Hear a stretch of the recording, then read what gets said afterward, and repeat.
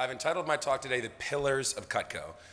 My objective today is to give you guys, for those of you who maybe just got started working events, and maybe you've never sold flatware or cookware before, there's definitely gonna be some nuggets in here to give you like that base foundation of information to get started selling cookware. I'm also gonna be giving some advanced tips for those of you who have sold a few sets of cookware and wanna know how to take it to the next level, or and wanna sell 10, 20, 30, 40, 50, $60,000 worth of cookware this year. I'll wrap up with some objections and we'll have a couple of cool things peppered in. How's that sound, guys? Beautiful. All right, so actually before we get started, one thing I wanna tell you guys is like, write this down. Customers can't buy it if they don't know it exists. Customers can't buy it if they don't know it, if they don't know it exists. So what is your strategy for making sure customers know these? When I'm at my service event and when I'm at my regular events, when I sit down with a customer, I want to make sure every single person knows about the 5 pillars of Cutco, regardless of whether they're coming in to buy a paring knife, nothing at all, or a whole set. What are the pillars of Cutco? Knives, flatware, cookware, accessories, and gifts. Technically, you could break gifts down into biz and personal, but I'd lump them together. But make sure everybody knows that about every single pillar, because they can't buy it if they don't know it exists. And make sure you have a refined elevator pitch for each one of those. I'm not gonna go into too much detail. I'll give you my quick elevator pitch for cookware and flatware in just a second. But if you don't have an elevator pitch for each of those pillars, talk to someone who does about refining that. How many of you guys have Cutco knives at home in your home kitchen? The whole room? Now keep your hand raised if you have cookware in your home. How did more hands go up? If you don't have cookware, get it, guys. And I'm not talking about like one sample fry pan that sits in your kitchen and never gets used. Like, for me, when I first started selling the cookware, when I was like 17, 18 years old, I was just like, what's a saucepan for? Mom? But from like using it, now I'm able to give better like pitches for the cookware pieces because I've actually used them instead of just telling them firsthand. So if you don't have the cookware or you don't have the flatware in your home, get it. Me and my wife, we work a lot of service events together, and like when people, I love when they ask about the flatware, and people, she'll give like her little like hey babe, do you like the flatware? And she's like, dude, my only regret is not getting it sooner. Because it's so great. And once you use it and you get a feel for the quality, whole different level. And then before I dive into like specific tips, write this down, guys. Don't judge customers based on the knives they get or own. Don't judge them based on essentially their first sale. I used to make this mistake when I first started selling. I'd have someone come up, I'd show them a set, I'd drop all the way down to like a 5-piece, like a showstopper, something like that. And then I wouldn't even bother to show them cookware, flatware, because I was just like, this is weak. I'm like, in my mind, I was just like, okay, if they can't afford like a block set, what are the odds of being able to sell? Total mistake. Because people have different mental budgets for different things. An example of this would be like with business gifts. Like I've had a guy where I'm like literally haggling with him to buy like a boning knife, and then I introduce business gifts and he drops 10 grand on business gifts. Different mental budgets.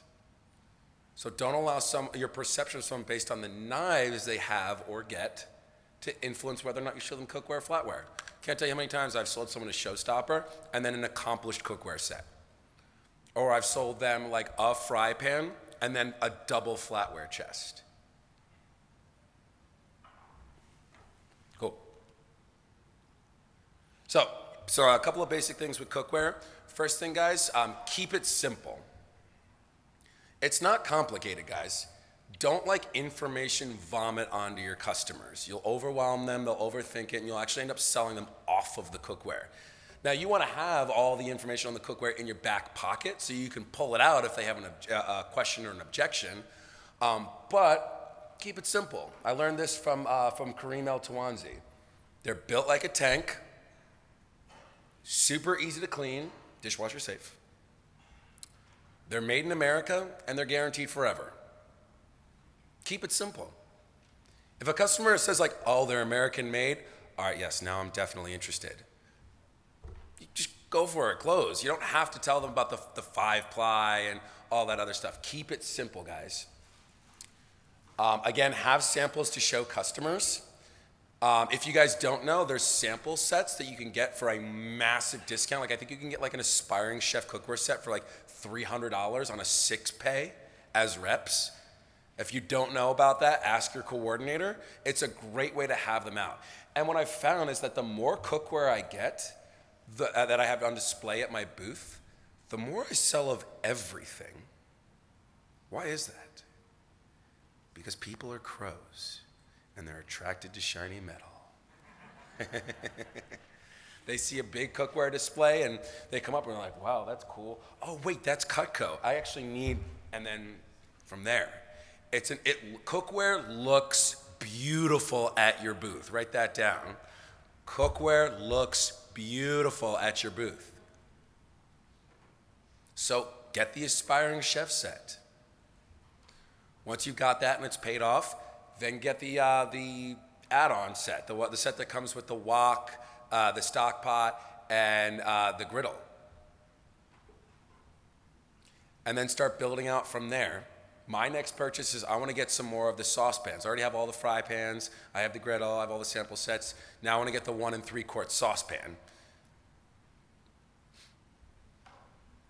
Let's see, keep it simple. Oh, and then have a demo. Like the easiest and simplest demo that I've learned. Like I used to think like in order to sell cookware, I have to go in a customer's home and cook them a 3-course meal and the 11.5-inch skillet. And no, you don't have to do that. Very effective, very simple demo you can do is you take a little bit of water, put it in a saucepan, you put the lid on, and you shake it up. And then what you do is you have customers grab the lid and pull it off. And they'll be like, Mrs. Jones, do you feel that suction? That's the vapor seal. That's what keeps all the vitamins, minerals, and nutrition in your food. Super easy demo. Very little cleanup, very effective at the booth. So don't oversell the cookware. And then stuff, yeah. So some advanced stuff. So make sure you have an effective pitch for the low moisture element. That is really what sets us apart from all the cookware competition. And also like know the competition. So like, what most people have is store-bought crap for like $300-400, just like most people have that crappy $100 to $200 knife set before they get Cutco. Most people have crappy cookware that they bought at Macy's for like $200 on sale. It sucks. The middle of the road, that's like, all right, cool, we're almost to Cutco's level, but not quite, would be like the stuff you'll buy at Williams-Sonoma. All clad, Califon. It's very good, very high quality. This is like converting Wusthof customers to Cutco. They're your low-hanging fruit. Super easy. Like, hey, if you love all clad, Mrs. Jones, you're going to absolutely love your cookware, your Cutco cookware. And then the level that I would say is on par, sometimes even like a little bit better than our cookware, is the other low moisture brands like Kitchen Craft, Salad Master. There's like Volrath is like a door-to-door brand I've heard a lot from customers that bought it back in like the 60s. That's also low moisture cookware. It's probably also made in West Bend, Wisconsin. And those are the types of people who be like, you love your cookware, right? Awesome. Why don't you check out some of the new pieces and let's see what we want to add on to your current collection. And then make sure you're also price positioning yourself when it comes to the cookware. So I'll give my quick elevator pitch on the cookware. Hey, Ms. Jones, so are you familiar with low moisture cookware? No? Cool, awesome. So the concept behind this is instead of steaming or boiling your veggies, where up to 70% of the nutrition goes down the drain or up the chute, instead you cook your stuff dry. And I pause there for a moment because they're like, dry? No way. And then because there's a vapor seal that keeps all the moisture in, it doesn't stick or burn, but you retain all the color, all the flavor, and all the nutrition, Mrs. Jones, which is the whole reason we're eating broccoli to begin with. The hell's the point of eating this freaking broccoli when it's got the nutrition of cardboard? My mom, growing up, used to cook broccoli until it was yellow. It tasted terrible, and it had no fiber, no vitamins. It was just like slop. And Mrs. Jones, I'll tell you, when you cook broccoli in our cookware, it is the most delicious, bright, colorful, flavorful broccoli you've ever had in your entire life. If it's fresh broccoli, the water that clings to it from when you wash it is enough to cook it in. If it's frozen, you can just dump it right in the pot and it's good to go. You give it 5 minutes on low, and if you like it with a little crunch, you're done. If you're like me and you like it a little bit more tender, 5 minutes on medium and then another 5 minutes on low. Another thing with the cookware, by the way, medium to low, you're good to go. What am I talking about with that? The heat. Has anyone ever had someone buy a cookware and then return it? Raise your hand. I know you guys are out there. I'm in that boat. And it's because I didn't set that customer up properly for the expectation of the cookware. Most people's cookware sucks. They have to blast it with heat to get it up to temperature. It's a very poor conductor of heat. It goes to crap over time. Our cookware is awesome. You only need you need way, way less heat to cook with our cookware. And then just some quick names and uses. Like I mentioned earlier, when I first started selling cookware, when I was like, dinosaur times, I had no idea what a saucepan was for. So for those of you who maybe aren't sure what the pieces in the set are used for, here's a quick rundown. So fry pans, super easy. They're awesome because the handles are all metal, so I can start a steak on top of the range and then finish it in the oven instead of dirtying 2 pots. The saucepans, that's what you're going to use, do your reductions, your sauces. It's also what you're going to cook your veggies in. Broccoli, cauliflower, things like that. Skillet is your main course dish. This is what you're going to braise your meats in. If you're doing a lot of rice, it's great for that. Dutch oven, that's what you're going to do your big stuff in. Your pastas, your sauce. The high dome baking dish cover enables you to do a whole chicken on top of your range without heating up the whole house. And you guys know how much it sucks. And so my dad's birthday is August 3rd. I bake him a cake every year for his birthday. And what I used to do is it the traditional way. You turn on the oven, whole house is 100 degrees, everybody's sweating, everybody starts getting upset, because it's hot as hell. Now I can cook a pineapple upside down cake right on top of my range in the 11.5-inch skillet. People are like, what? You can bake a cake on top of the range? Like, game changer. Let's see, what else? Stock pot, that's my crab pot. I've done 40 blue crabs in the stock pot. Just cram them in. The wok is for stir fry and paella. And then obviously you got your breakfast griddle. Griddle is also awesome because you can take it out to the range, and now you got a flat top on your range because, again, it's all metal. Works on the grill. Let's see, did I miss any pieces? I don't think so. Double boiler, great for like chocolate and cheese fondues. And then with the steamer unit, it's actually really funny to me that our sets come with the steamer unit because I've never steamed anything in them because I do the low moisture broccoli. So I straight up tell customers, it comes with a steamer unit. I've never used it, but you got one in the set, so enjoy that.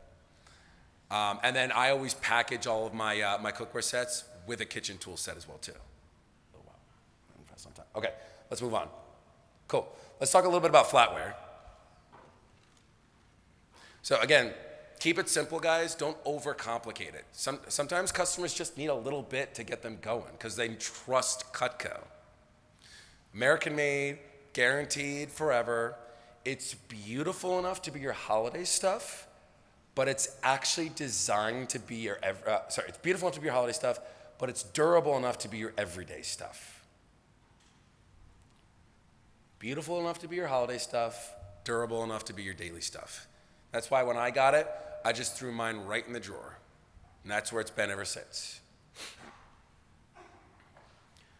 Make sure it looks good. Same thing. Like when I went from like having like my like one flatware setting out for customers to be like, we sell flatware. Yeah, it's funny actually. You guys ever have someone come up to the booth and see flatware, cookware, and be like, have a customer be like, oh, you guys sell flatware, cookware? Like, nope. Just for display, Mrs. Jones. Of course we sell flatware and cookware. But again, they can't buy it if they don't know it exists. So beautify your experience. I like to do a stacked flatware chest. I think it just looks super nice. It's a great way to pivot into selling 2 or 3 chests for customers. What I do is I'm going to go into this in a second, but like when customers buy flatware and they know they're not going to use the chest, I buy it from them and I use it as a display sample. And what I do is I stack the flatware chest, so I'll have an empty chest on the bottom and a full chest on top. And it just looks so much better. So level 1 of like displaying your flatware would be like having the display sample out, one setting. Definitely better than nothing, for sure. One step up from that, buy the sample kit for like 138 bucks, whatever it is. Comes with like a setting, a chest, something like that. And that definitely looks better than having one setting out, but get the full chest. At least have all 12 all-metal table knives up there because it just looks absolutely gorgeous at the booth. And again, you sell more of everything when you have a full chest because stuff that's shiny and metal draws people's eyes in. Get the full chest. And then also make sure you get the serving pieces as well. I'm going to go into that in just a second. And stuff. So a couple cool things about the flatware, guys.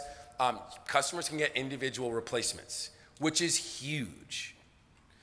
What I tell customers is like, hey, Mrs. Jones, if I'm doing like a price comparison for customers, I know that they're like, hey, I want to do my homework type of thing. I'll be like, all right, Mrs. Jones, so have you ever priced out like fine flatware before?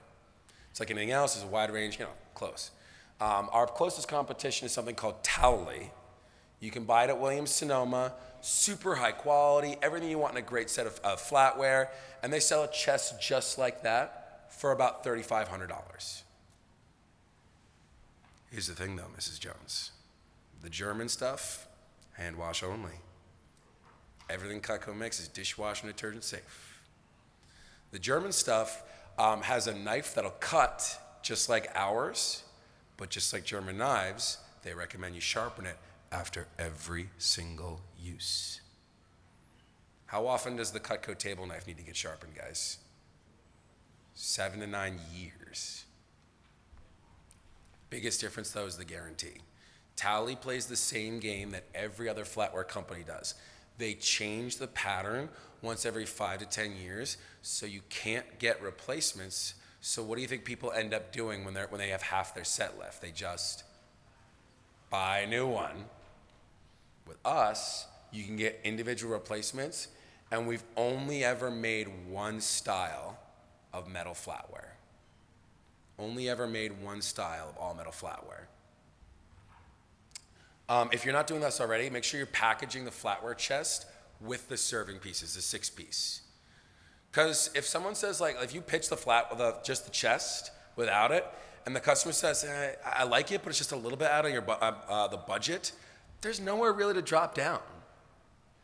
But what's great about pitching the package with the serving tools is if I need to, I can drop down to either like buying, like bonusing half the serving tools, or if I really need to, bonusing all of them, or just taking it off.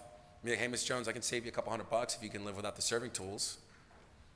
But it gives you a space to drop down. And the serving tools are awesome. I mean, they're so gorgeous. I love them. And then when you hand customers flatware, don't just hand them 1 or 2 pieces. That's how you get and you've never gotten the objection that the flatware feels light? Yeah, because you're giving them like one little fork to play with. Yeah, the truth is our stuff is lighter. It's because it's not old-fashioned flatware. You know why like crappy old flatware is heavy? Because it's trying to imitate the old silver flatware. Back in the day in like the 50s, before people could buy stocks and bonds, they invested in silver, and instead of just having bricks laying around the house, they put it in their flatware. That's why it was so heavy, because they needed to pack as much silver. Nowadays, people don't invest in silver flatware. It's actually funny. Like me and my wife inherited a flatware chest, and like we couldn't give that stuff away. It's like literally the whole chest was worth like $50. But nowadays, we have beautiful modern flatware. We use 1810 triple heat treated steel in all of our knives. And again, it's beautiful enough to be your holiday stuff. It's gonna look awesome on the table, but it's durable enough because it's dishwasher safe to actually be your everyday stuff. Oh, and you guys want to, so we have a demo for the knives. You know, obviously we do our leather demo. We have the demo for the cookware. What's our demo for the flatware, guys? Yes, the leather. Have customers cut the leather with the all-metal table knife. Because most people don't expect that the knives in a flatware chest to be sharp. They expect them to be dull little piece of crap butter knives. And like the fact that it has a Cutco edge on it is awesome.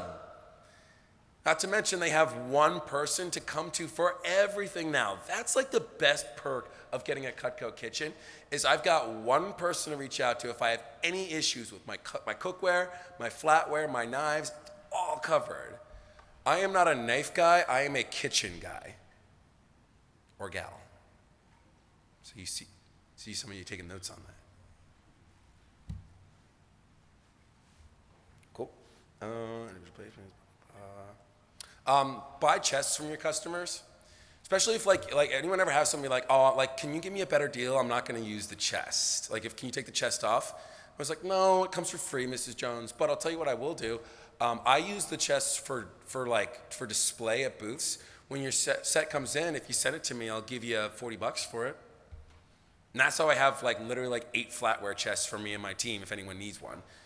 And I don't have to worry about like the inside looking gross. Oh yeah, so that actually brings up a good point.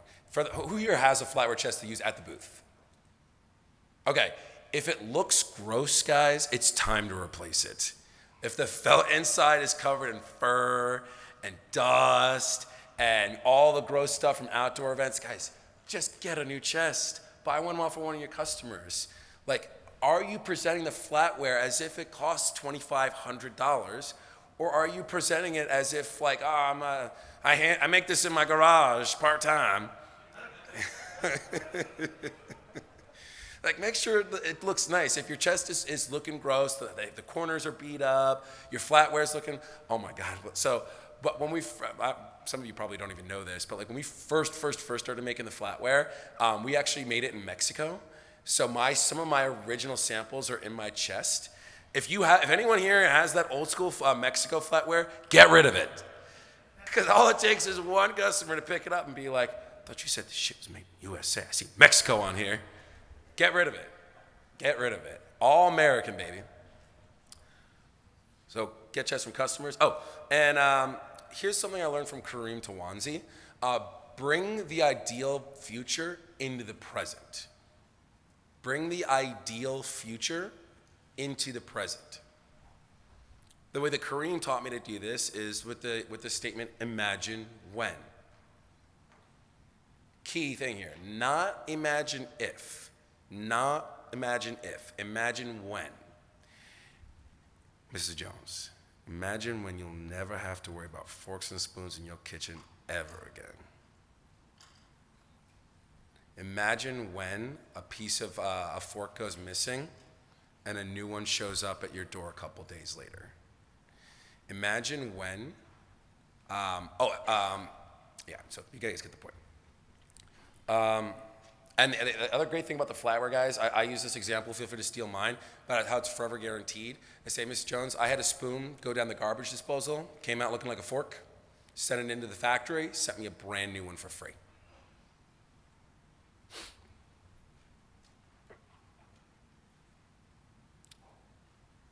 With the cookware, by the way, the way the imagine statement works is imagine when you never have to worry about buying cookware ever again.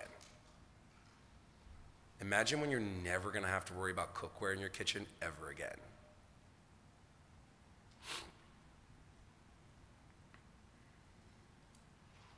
I know I'm like jumping all over the place a little bit here, but a couple things I skipped. Make sure when you sell your customers cookware, prep them for when it comes what to do. So 2 things. Ms. Jones, if there's a little bit of manufacturing residue, which happens every once in a while, just throw it in the dishwasher, it'll come right off. I had a customer call me saying like, hey, there's some like goop on my cookware, what is this? I said, throw it in the dishwasher, comes right off. And then prep them that like, hey, Mrs. Jones, the very first thing I ever cooked in our cookware, I burned. Because growing up, the main thing we used was cast iron, which required a ton of heat to get up to temperature to cook. Our cookware is so good at conducting heat, medium to low, you're good to go. Medium to low, you're good to go. And the way you check to see if the cookware is at the proper temperature, you take your hand, you run it under the water, and you flick a couple drops in the pan. If it evaporates right away, like a Benihana grill, it's too hot. If it puddles in the pan, it's not hot enough. What you want is you want to see the droplet dance in the pan. That's how you know you're at the proper cooking temperature. And you can tell them that's not a Cutco thing, that's any cookware. That's how you check to make sure it's at the right temperature. Now, I got a chance to take, I watched Gordon Ramsay's masterclass on cooking, and one of the biggest things I picked up from him was that every kitchen should have some great stainless steel. Ours isn't really stainless steel, but like, you know, just keeping it simple for customers. Every kitchen should have a great stainless steel pan. Every kitchen should have a good coated pan. And every kitchen should have a great cast iron pan. The stainless steel is great for putting like a nice, good, hard sear on a steak or doing sauteing. The coated pans we sell, those are great for the extra sticky stuff, like eggs. If you're primarily going to use your fry pans for eggs, definitely get the coated ones. And we don't sell cast iron yet. But for people that I tell me, hey, that's great for like deep dish stuff, I send them to Lodge for that. But I used to be like cookware's the only way to go. It's the only cookware you should buy. And it is great, and everyone should have a full set. But there are just certain situations where a coated pan from like what's the company name that sells the coated pans called? American Kitchen? Kitchencraft. Yeah, their coated pans are awesome. I got them. I absolutely love them when I'm making eggs, quick stuff like that. Cool. And then I got like, wow, 2 minutes. I got 2 minutes left. So real quick, I don't have a lot of time, but I figured I'd handle some of the most common objections when it comes to flatware and cookware. So we know that there's 2 times to handle an objection, before it comes up and after it comes up. Where do you guys think is more ideal, before or after? Exactly. So if you're getting a consistent objection, ask yourself, how can I adjust my pitch to incorporate covering this objection before it comes up? So let's see. Common objection with flatware, it's too light. It's a little light. Hey, Ms. Jones, I totally get it. It's definitely not as heavy as grandma's flatware. But the cool thing about ours, it's very modern, it's beautiful, and it's designed to last forever.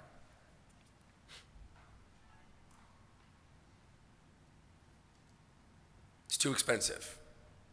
Cool. Hey, Ms. Jones, just so I know, are you saying you don't think that the flatware is worth the money? Or you just can't, you're just having a hard time squeezing it in your budget? Clarify. Clarify with your clients. Which one? 2 very different objections. Do I need to rebuild value? Or do I need to find them a package that fits their budget better? I wouldn't use all those pots.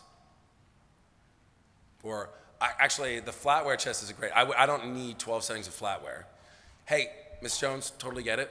I don't need 12 sets of flatware. You actually don't need our flatware at all. Nothing on this table is a need. Everything Cutco makes is a want.